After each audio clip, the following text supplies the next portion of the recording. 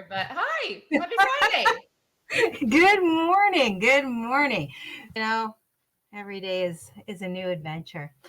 Yeah. So today we are going to be tackling. First of all, thank you everyone, and welcome to the Dark Roast. I'm Donna Stroll, and this is my beautiful co-host Rose Short. And today we are going to be discussing community and your brand, and how to build a community around your brand. We're first going to discuss the whys, and then we're going to offer some hows to get that done. Yes, because we're awesome and helpful like that. Facts. These are facts, right? We want to be awesome and helpful. That's sort of our goal. Yes. Yes. All right. So, are you all set up? Yes. Okay. So, this first thing on the why is, what's the purpose of building your community? Why are you going to do it, right? So, it's so that you can offer support and also get some accountability, both for yourself, I think, and for the people that you're trying to help with whatever product it is that you are trying to market, whether it's a service or it's coaching or it's an actual physical product. Whatever you're building your business around, it's a way to help your customers gain some accountability. So, how to use it properly, any kind of things that they need like that. And also just support, right? How to use it. Sometimes we just need that support. So, Indeed. And it's great for knowledge sharing too, right? Members can learn from each other, but sometimes you have something new that pops up and you haven't quite put it into an email yet, or you're working on putting it into a newsletter to blast out to your email subscribers. A community area is a great way to be like, hey, we have a new theme coming, or like, hey, I want to give you guys early access because this is super exciting. It's a great way to share information and knowledge that way. And then again, the community can often learn from each other, right? So maybe you don't have the answer, or maybe you're not online, and somebody asks a question and then somebody else knows the answer and pops in, and then you can always comment later, hey Mustafa. So there's a couple different ways that knowledge share can happen within those communities. yeah. And the other thing is, it helps create that trust and that loyalty that you want for your brand. So, it gives people sort of an emotional connection to you and your brand. It also shows them that you're approachable. I'm assuming that because you're going to respond to comments and you're going to engage with your audience, because that's what your community is for, right? Is to help build that stuff up, is to help build that engagement, which then builds up your trust and your loyalty. And they're enjoying your community, then they're obviously going to be more connected to your brand and to you and what it is that you have to offer. And it also creates some longevity, right? So maybe you offer something that's not in their wheelhouse. They're not just going to completely ignore you if they're in your community. So that the next time you have a different offering, maybe that's the one that they are going to latch onto, which if you don't necessarily have a community, they might not see that offer, or they might not have that connection that's necessary to bring them back into your fold. Yeah. And it also becomes a space for feedback and growth, right? So maybe you think that whatever it is you offer is the greatest thing in the world, and then you start getting feedback and realize that there's a key part you're missing. Yeah. That's where, feedback is always so important. And then you're never going to get better if you're not asking questions and continuing to learn. And so, especially if you're getting started in the online space, a community of online entrepreneurs can be a great way to get questions answered and grow as well. Now, do keep in mind that it's also going to put a target on your back about people trying to sell you their coaching or their product or whatever it is. So, of course, don't just jump on every offer that comes into your inbox. But that's where it becomes a great way to learn what not to do as well.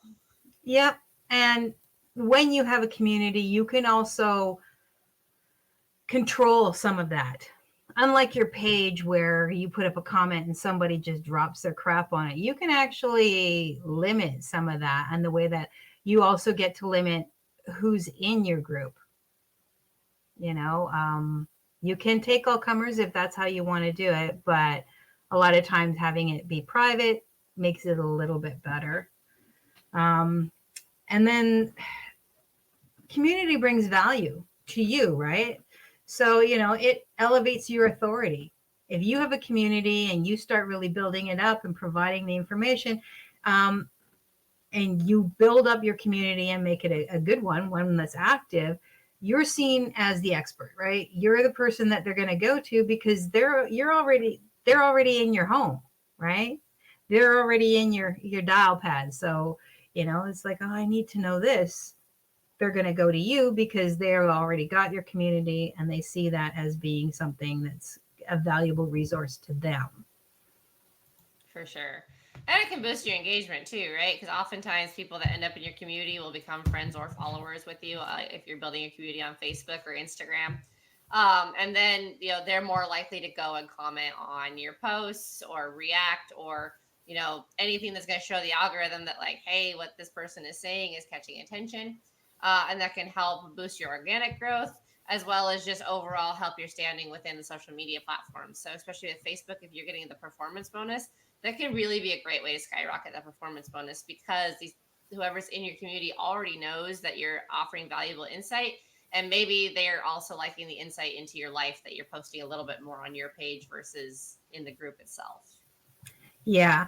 And another thing that it does is it allows you to sort of do pre-offers. You get, especially, if your community is private, only the people who are connected with you or whatever, you can do exclusive offers or upgrades or pre-sales or, discounts, things that you don't have to give to everybody, that you're only going to give to your group. And that's going to make them feel more special, right? Obviously, because they're going to get that is also going to give them a reason to stay connected with you.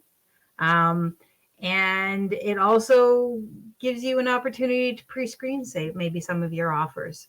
If they don't necessarily, maybe they're not hitting the way that they're supposed to, right? You've got they can be like your beta testers for certain things as well. And for that beta testing, you're offering them something at a lesser cost to them or whatever. So yeah, for sure. For sure. So why build communities, right? Like last year, everyone was talking about like, oh, Facebook groups are dead, blah blah blah blah, and of course they're not, which is everyone freaking out like they always do. panic. Right? The next big thing, shiny object. Let's go.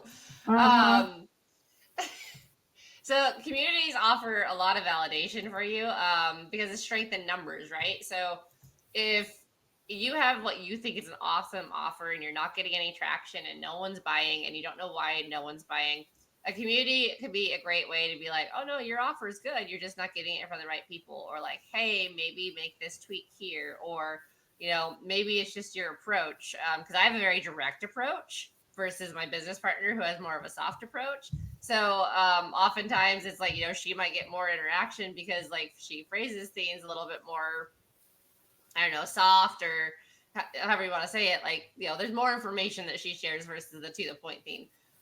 So, it's a great way to revalidate that what you have is good, as well as help you make it better. Yeah. And it really helps everybody connect with each other. Because you can, if somebody's coming in on your thing and then somebody else comes in, then you've got your group encouraging. It's like you've built your own cheerleading team for everybody to help them, to engage, and, oh, you're doing great, or that's awesome. Like, say you've got a weight loss program, right? Whether it's a supplements or an actual physical program, or say you're, you run like some sort of exercise coaching system, right? Having your group, your community, everybody's going to be feeding each other. And so when they post about their progress or their successes, whether it's, a non-scale victory or a scale victory or a measurement victory or whatever, that's going to help feed them. That's going to make them boost them up. And then they're going to have that genuine, I love this place and I love these people and I love this program, those feelings, right? And it's also going to help increase engagement instead of just on a single post. A single post is here and gone, right? Whereas if you have a community, you can separate those posts out and you can have like your headers where people go and they're consistent. They're there all the time. So it's not just scrolling away into the ether. Yeah. And a lot of times, you're not getting that kind of support from your friends and family. And so it's super, super important to have an online space where you are, right? Yeah. Because sometimes, when you start to get healthier, like your friends and family will try real fast to drag you down because of their own associations with food or food guilt or anything like that, or inability to separate from alcohol or whatever it might be. So having that online support structure can help you stick with it, whatever it is, just because then you're getting positive enforcement and hopefully cutting out the negative. Yeah, like even if you're even if you are a coach or educator who's teaching um, online marketing, like let's just go right with what we're doing, online marketing, having an effective group. You can focus your education, your learning there, but you can also foster that community where people are like, oh, you've made your first sale. And like most people like, oh, it's $2.75.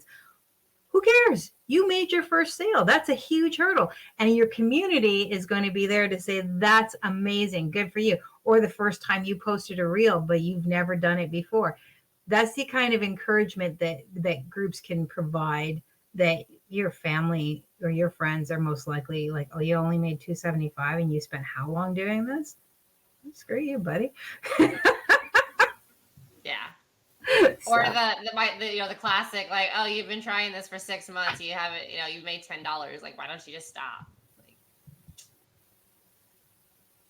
I don't know, man. Why don't you go suck it?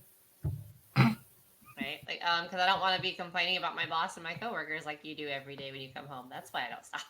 Yeah, we find joy in our own places. Yes. So that is yeah. A community is like having your own tribe, right? It's got your own group of people. You've got your own, this is they're all there to help build you up, and you're there to help build them up, and it helps really foster that connection that a lot of times sales can miss. Yeah. Right. So yeah, there's a myriad of platforms that you can build communities out on, right? So like Facebook, obviously Facebook groups is a great way. Discord can be a way to do it. School is one that we've talked about before that has a community aspect. I believe Go High Level has a community aspect you can build out. so does System.io. System.io, yeah. So there are plenty of places that you can build out this community. It just depends on what you want to go for, right? So Facebook is great for, I would say, lower ticket generally. It's a great place to get people together who have similar mindset, but maybe aren't quite there yet. And then the more advanced you get, the more you probably want to bring them into something else, like a Go High Level or a school community or something like that. But you can have a high level Facebook group as well. It's just how do you want to manage it essentially?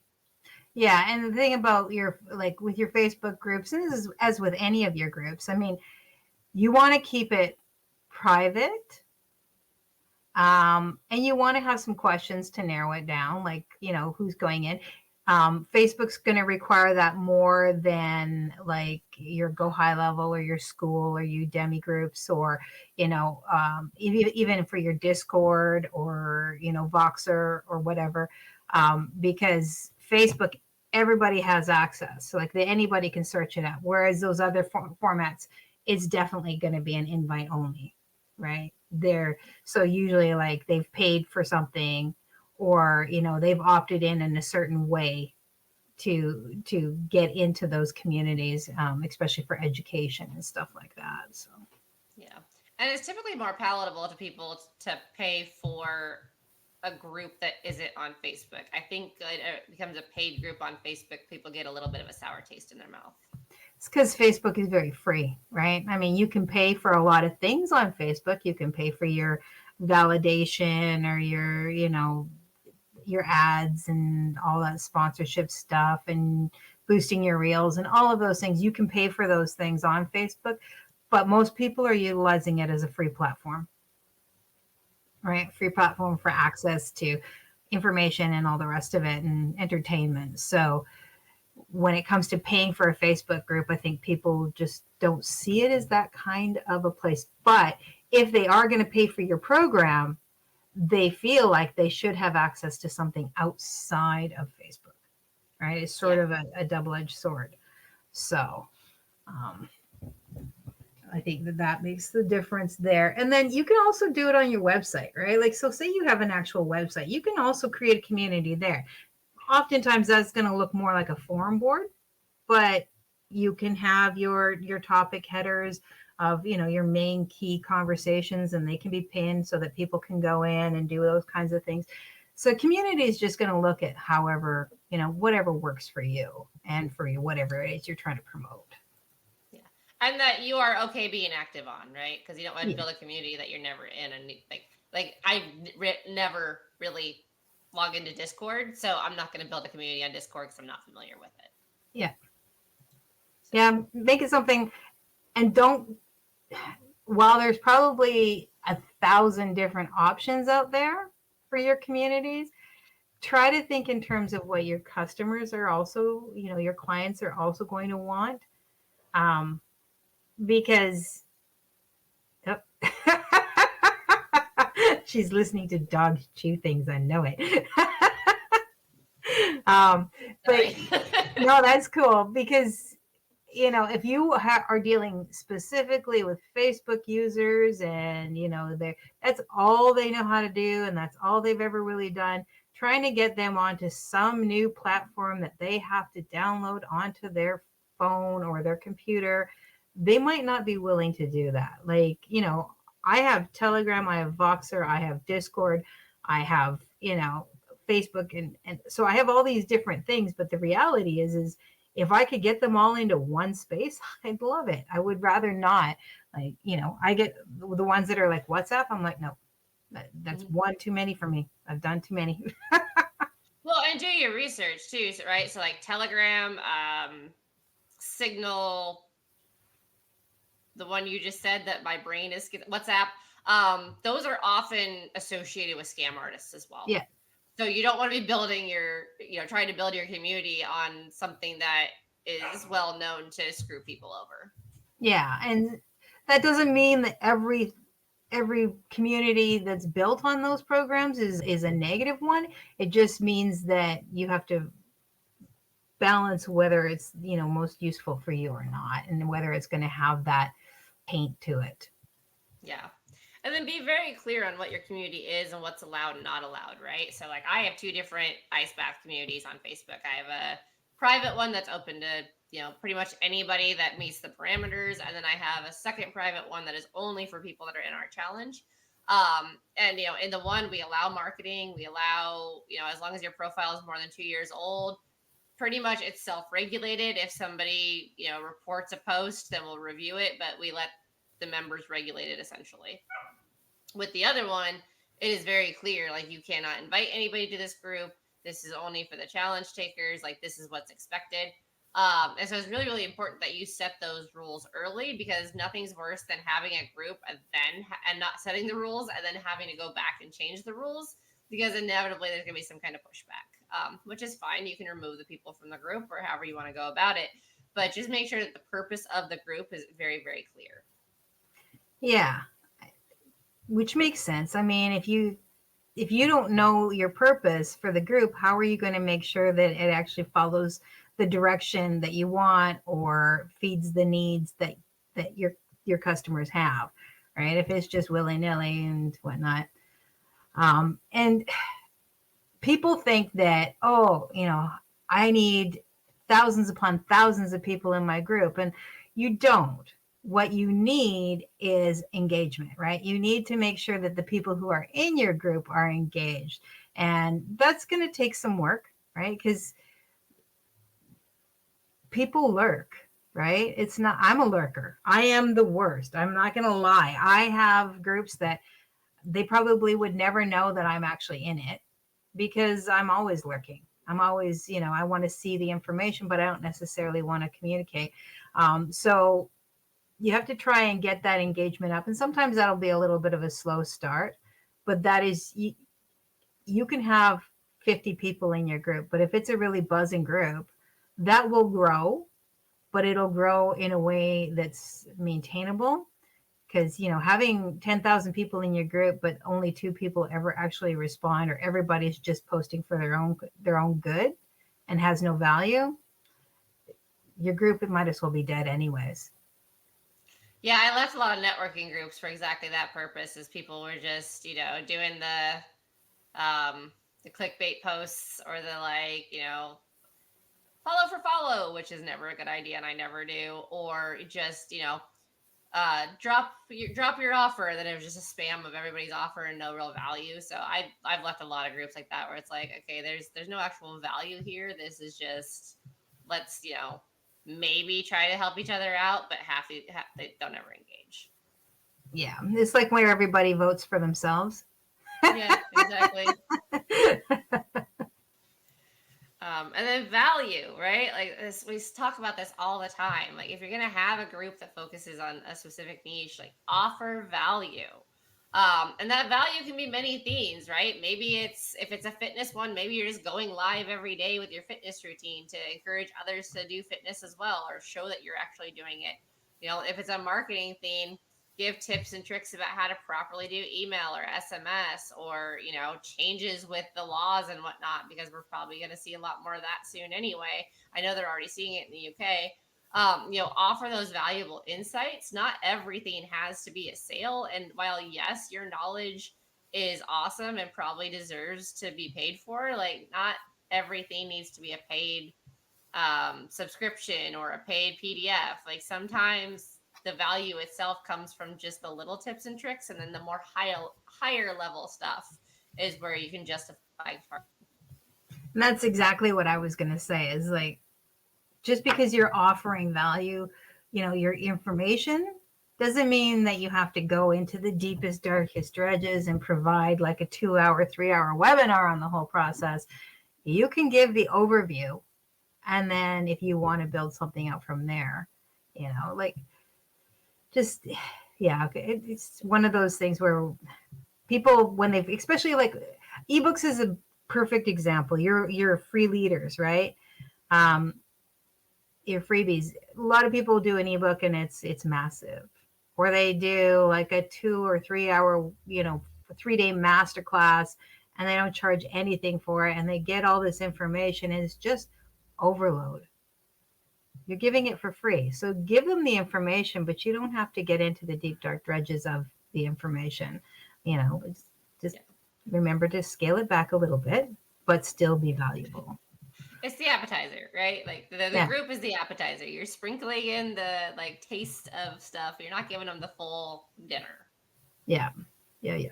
I like that. That's good enough. I might be hungry. That might and so, and that goes back to, and then that comes around to like, your members leading some of the interaction, right? So you're going to encourage them to share their insights, share their opinions, share their thoughts, and make it a safe space for them to do that, right? Like you get some places where they just cut you off right off the bat. But if someone has a complaint, or they say, you know what, this could be better, like as long as they're not being rude or harmful to other people, then, like it's okay.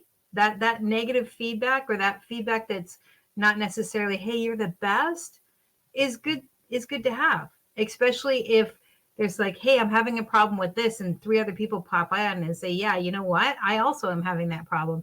You say, okay, this is excellent feedback. This is information that I need on how to make this better for you and for us, right? That's, I don't know, that makes, and it also shows them that you are taking them seriously, that they're more than just a dollar sign to you. And I think that's super important. Yeah, I agree. So how do we build these communities, right? Well, first things first, choose your platform. So choose what's best for you, that you can actually, upload whatever it is you want to upload, that you're active on it, that you're going to be popping into it on a daily basis, not just something that you open once a week. And, make sure that it's the best for your community as well. Sometimes Facebook just doesn't necessarily jive with, let's say elder generation. So if you're focusing on reverse mortgages, maybe Facebook's not going to be the best spot. Maybe it is. I'd have to look at the demographics, obviously. But make sure whatever platform you're choosing is something that's going to be applicable and accessible to your ideal client. Yeah. And then you want to make sure that you set your guidelines, right? Make sure that your guidelines are there, and also your onboarding process. You got to outline what's expected from the people who are coming into your community, what's allowed. Every group should have its set of rules, and also, tell them how to get the most out of the community. You can and that's pretty simple to do. Like, the rules are there. They have to read them before they come in, or, you've got your pinned post, and like you can set the rules and then pin them again, or make them like your main area, however your community is set up, where they read this first, right? And so even once they're in, they have to go and read and maybe have a checkbox saying, yes, I've actually read this. And, some of them are good where they allow, they won't click off of it until you've actually read it. You've scrolled through it and gotten to the bottom of it. And that's important because you're setting the expectations for them as well as for you. Right? Yeah. If you tell them what your group is about and then you don't follow through with that, then you're not meeting the expectations either. So make sure that those are both clear for you and them. Yes. And then create a content calendar, right? None of this works if you're not actively involved in it. So plan out weekly themes or posts to keep engagement high. One I do is on the 5th of every month. There's a post that goes out wishing happy birthday to everybody who's got a birthday that month. Weekly wins are always a great one. Or, on a Monday, like, what's your goal for the week? Things like that. But make sure that you're constantly posting and the group's actually active, because not only is it going to help the people that are already in it, it's going to help others that, maybe your group is searchable and it's not invite only. It'll help them see that, oh, this group's actually active versus, some of the other groups that you see where it's like 2 posts a month. Whereas if you got 30 posts a week, then they're like, oh, there's actually something happening here. There's value in this group versus the dead groups. Yeah. Because, you can see lots of groups where, there's thousands of people, but there's no action really going on. And the other thing you can do is host regular events. So whether it's a weekly or a monthly, like I wouldn't necessarily do it daily because that's pretty heavy. That's a pretty heavy load for you. But maybe like a weekly or a monthly live session or a masterclass or an interview, or, maybe somebody like if you're a coach, maybe you just do like a hot seat coaching call, right? Where you just pick people who are there, and answer some questions for them, or provide some one-on-one support for them that the group can watch, because maybe they have a question, the same question, but they didn't want to answer it, didn't want to ask it, right? It's just a way to keep people connected with you, and to build that value, right? And to build that trust and all of those things that you're trying to do with your group.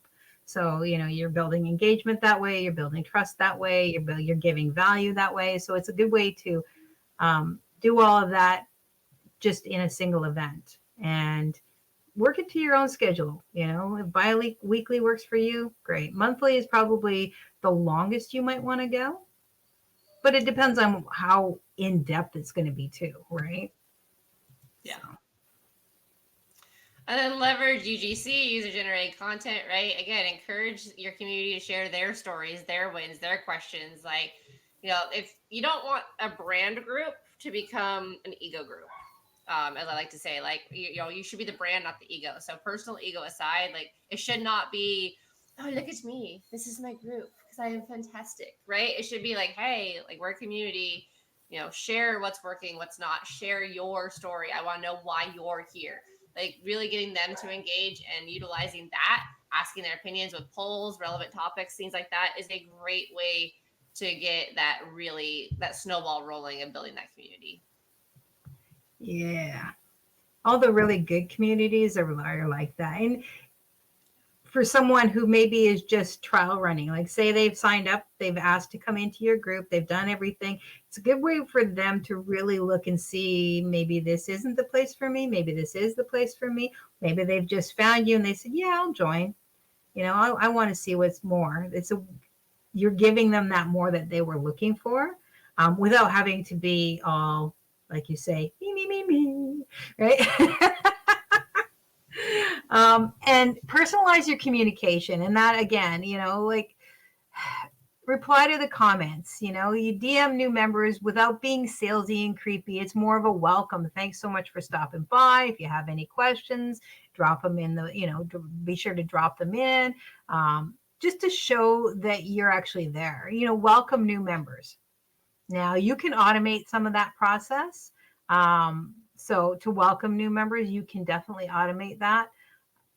But if someone responds to your welcome, make sure that you're there to personally say, hey, so glad you're here.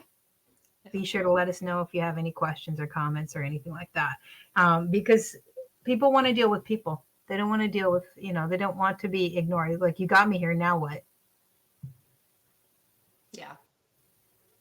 And then celebrate members, right? Like, there's multiple ways that you can celebrate active members. There's reward patches or badges with Facebook. There's leaderboards. There's all kinds of things like that. Monthly shout outs to top contributors. It's just a way to really thank people for being active. And I think you can automate a lot of that as well. But you them to, you want people to understand that you're happy they're there, you're happy they're engaging. There's nothing more frustrating than having a group of 100 people and nobody engages. And I know because I've been there. And it's really easy to want to lose your temper and just be like, what the hell is wrong with you people? Why are you here if you're not going to engage? Because I do have a temper problem. But it's also completely unprofessional, right? So you don't want to come across as that marketer. We've all gotten emails from that marketer that is just very emotional and very weird. Angry. Weird, yeah, that's a good way to It's phrase it. I liken it to authors, because I also run in author circles, right? Who get a 1-star review and just lose their shit on the reviewer. Publicly just lose their crap. And it's you need to get a thicker skin. Just because your writing wasn't for them and they decided to be an asshole about it doesn't mean that you got to return the favor, right? And I've seen people lose their crap, just lose it on 3-star reviews. And it's come on now.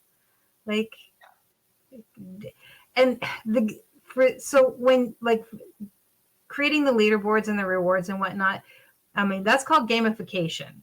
Right. And so you can offer little gifts if you want, if that's something that you really want, if you're trying to up that engagement, it could be something as simple as a $10 Amazon gift card. It could be, if you've got a lot of digital products, and maybe you just give them a little bundle, you put together a little bundle of, hey, here's, my top 3 sellers. This is what I'm going to give away. Or maybe it's a 1-hour call. So whatever, you can add those things in as a simple way to engage and increase that. Oh yeah. Jonathan Montoya does it all the time. If you follow this person and do this, then you'll get this. And you see that a lot on Instagram and TikTok and whatnot. Follow this person, comment here, do this, and then you'll get this free thing. And that's, that's gamification, and that increases engagement for a lot of people. So yeah, for sure. And that's where collaborations come in handy as well, right? Yeah. So there you go. Yeah. So quick tips. What you got? Number 1, lead with your brand's personality. Okay. So make sure you actually know what your brand is. We have discussed branding. I can always find that and pop it into our comment section so that you have access to that. So make sure that your voice is your voice and is coming through on every interaction, in your group and in your calls to your group, right? Yep. So. And I know we've never talked about this, but you should really be consistent. And of course, I'm being sarcastic. We always talk about consistency is key. So engage regularly to build trust, whatever that looks like for you. Don't overcommit, don't overpromise, and then not be able to deliver. So, commit to what you can, but it's always fine to do extra. Yeah, and consistency is one thing that I think everybody has a hard time with, right? Unless you're super anxious, in which case you might be better at it. And then promote organically, right? Your community is like your open house. You're inviting people in. So, you talk about it. You talk about it in your email marketing. You talk about it in your social media. You talk about it in your blogs and your podcasts and all of those things. Hey, I've got this group. You provide the link or the option to come to, or, the funnel that's going to get them there because it's, part of your low cost or your free opt-in. It's a way to get them into your community. So make sure that you're not afraid to say, I've got this group, right? Because you're trying to build the group, actually be there. Yeah. And then, as with ads or emails or anything else that we've talked about, analyze and adjust accordingly.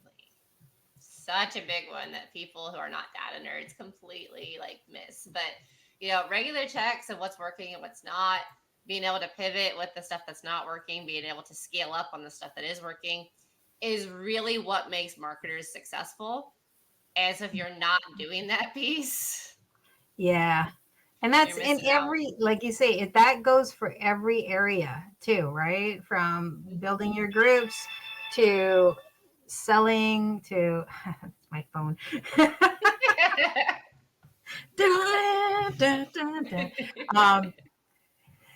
Yeah, spooky organ. Love it. My ring call. I said no, go away. They're very determined. This is what happens when you put your phone number in an opt-in page and they're relentless. They don't like it.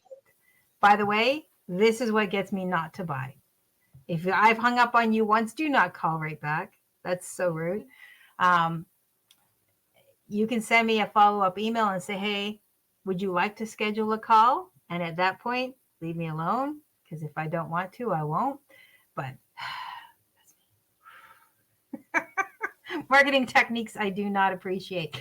But yeah, so the analyzing comes in every area. Even if you are strictly doing videos, you're doing your short videos, you're going to analyze what's working in your calls and your headlines and all of those things to make sure that it's working for you. So yeah, it doesn't matter what it is, just make sure you do that.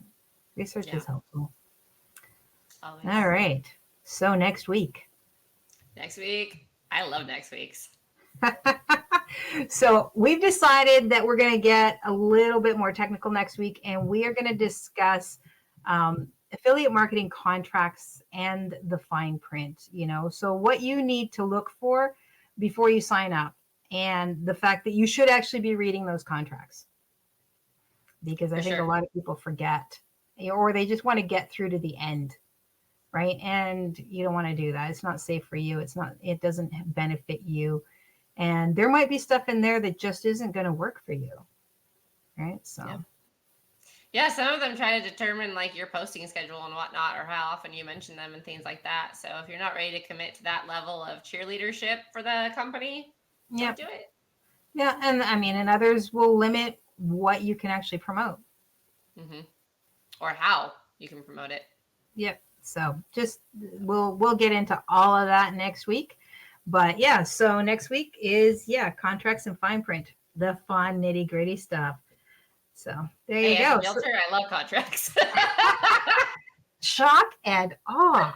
Awe and shock. I'm one of the few people who tends to read the terms and conditions when I sign up for something. Just because, I've seen stuff like Spotify when they updated theirs and basically claimed ownership of all the authors or the artists' work, and were just super rude about it. And it was like, whoa, wait a minute. So also, that'll be part of it as well, as checking when they change. Anyway, these things happen. So next week's gonna be awesome. Be there. Yeah.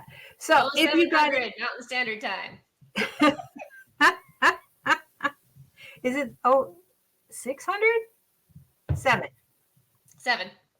Yeah, I thought you said it was 600. I'm like, wait, that's too early. We're going to be 10 o'clock here on the East. 10 on the East. So Any rate, if you thought this was helpful, if you had, gained some insights or whatever, or you just think we're awesome, because we are, make sure to hit that subscribe button, drop us a like. If you have any questions or comments, be sure to drop them in the comments section. If there's anything you'd like us to talk about, again, drop that in the comments section. And we will see you next week. And till then, happy Friday. And share us with anybody you think could Oh, benefit yeah. from what we talk about. Absolutely. I forgot about that part. Share us, love us, give us away. Have a good weekend, All right. everyone. That's it for us, guys. Bye.